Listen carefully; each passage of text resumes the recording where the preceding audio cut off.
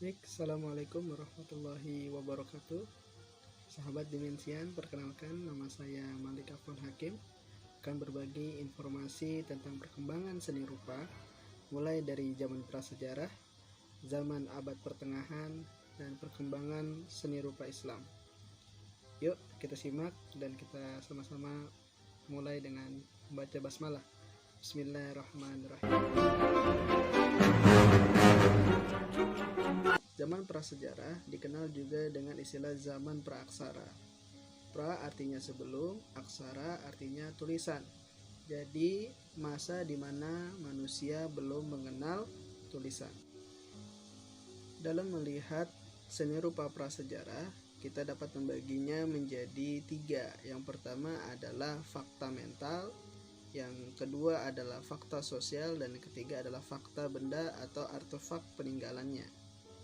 Pada fakta mental, seni rupa condong digunakan untuk keperluan sihir perburuan ketimbang untuk tujuan artistik belaka.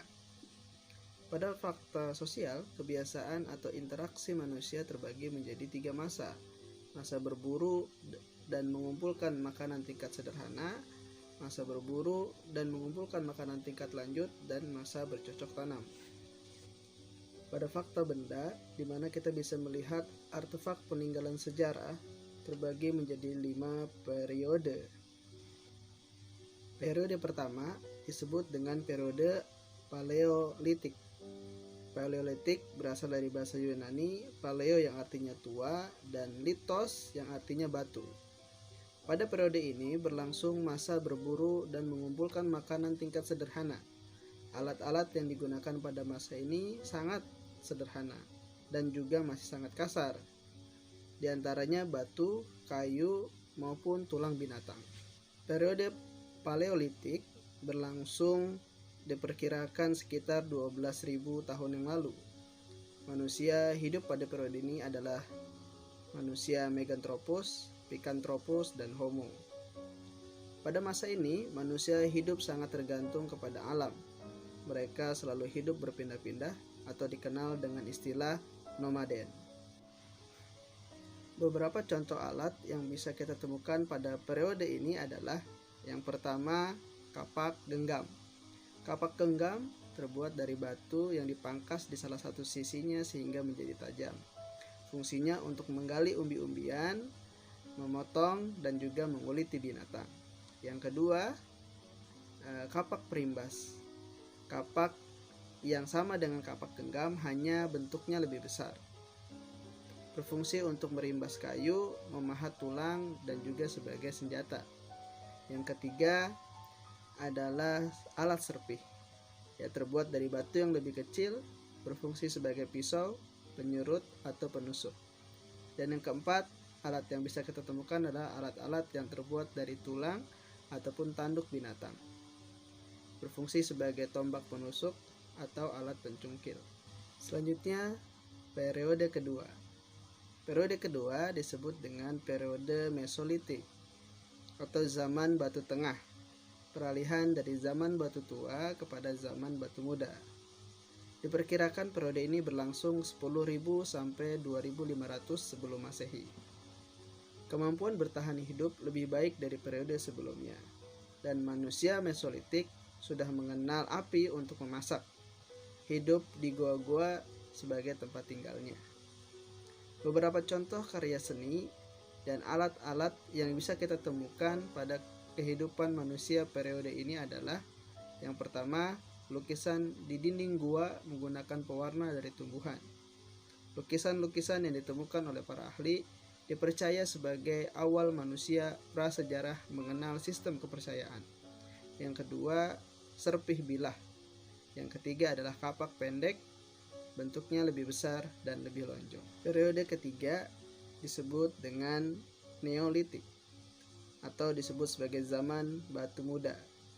Sebagian ahli lebih suka menyebut periode ini sebagai zaman batu baru karena sudah ada tradisi baru, yaitu bercocok tanam.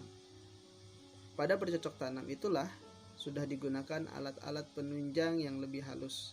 Pada periode ini, kegiatan berburu mulai perlahan ditinggalkan dan diganti dengan kegiatan beternak seperti beternak ayam, kerbau, anjing, dan babi. Beberapa alat yang bisa kita temukan pada periode Neolitik memiliki desain yang lebih halus dan juga lebih rapi. Di antaranya, yang pertama adalah kapak lonjong. Kapak yang berbentuk lonjong, tajam di kedua sisi atasnya, biasanya terbuat dari batu kali hitam. Yang kedua adalah beliung persegi. Permukaan yang memanjang dari bentuk persegi, di sisi depannya diasah tajam. Bentuk besarnya digunakan sebagai cangkul dan bentuk yang kecil digunakan sebagai alat untuk memahat kayu. Yang ketiga adalah kampak persegi. Berbentuk persegi panjang atau trapesium yang tajam pada bagian matanya. Kampak ini biasanya diberi tangkai untuk memudahkan menggenggam. Yang keempat adalah mata panah dan yang kelima adalah gerabah. Selanjutnya, saya akan sampaikan tentang perkembangan seni rupa di abad pertengahan. Pada zaman ini ya disebut juga sebagai masa peralihan sekaligus pergerakan budaya dari abad pertengahan hingga abad modern di Eropa, atau tepatnya di Italia, dikenal dengan zaman Renaissance. Zaman Renaissance atau abad perubahan terbagi menjadi 3 masa. Yang pertama adalah masa Renaissance awal, yang kedua masa Renaissance tinggi, dan yang ketiga adalah masa Renaissance akhir. Beberapa seniman terkenal di zaman Renaissance diantaranya adalah Leonardo da Vinci yang terkenal dengan karya Mona Lisa dan The Last Supper. Yang kedua adalah Michelangelo yang terkenal dengan karya patungnya yang disebut sebagai patung David. Dan juga ada ilmuwan terkenal di zaman Renaissance yaitu Galileo Galilei. Oke, kita lanjut ke perkembangan seni rupa Islam. Berbicara seni rupa atau karya seni Islam, kita juga bisa dapati informasinya di dalam Al-Quran loh sahabat dimensian.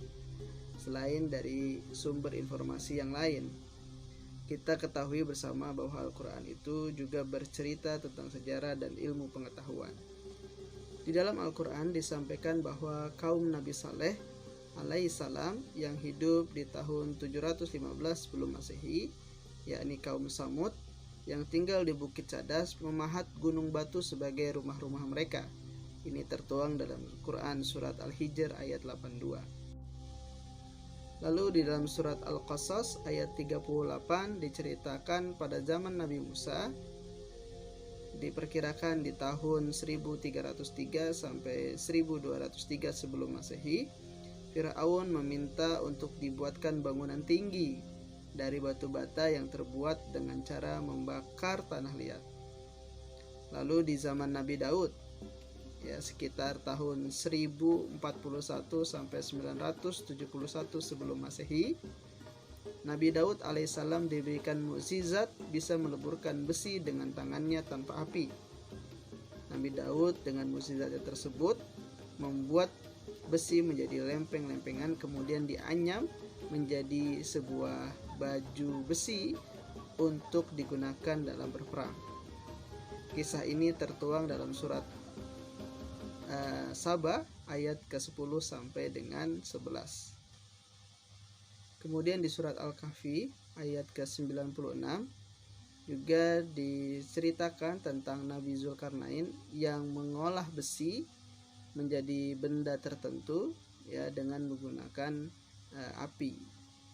Inilah yang menjadi perbedaan antara Nabi Daud dan Nabi Zulkarnain dalam mengubah sesuatu yang berasal dari besi. Di zaman Nabi Muhammad SAW disampaikan di dalam surat Ar-Ra'd ayat ke-17 bahwa penduduk Mekah sudah membuat perhiasan dan alat-alat kebutuhan lainnya yang terbuat dari logam yang dilebur di dalam api. Kemudian karya seni Islam semakin maju dan berkembang hingga masa keemasan Islam berakhir, meliputi Jazirah Arab, Afrika Utara, Timur Tengah, dan Eropa. Seni rupa Islam ini pada perkembangannya tidak berdiri sendiri seperti seni rupa Buddha ataupun Barat. Ia merupakan gabungan dari kesenian daerah-daerah yang tertaklukkan. Beberapa contoh peninggalan karya seni rupa Islam. Yang pertama, seni rupa asli Jazirah Arab. Yang kedua, seni rupa Umayyah.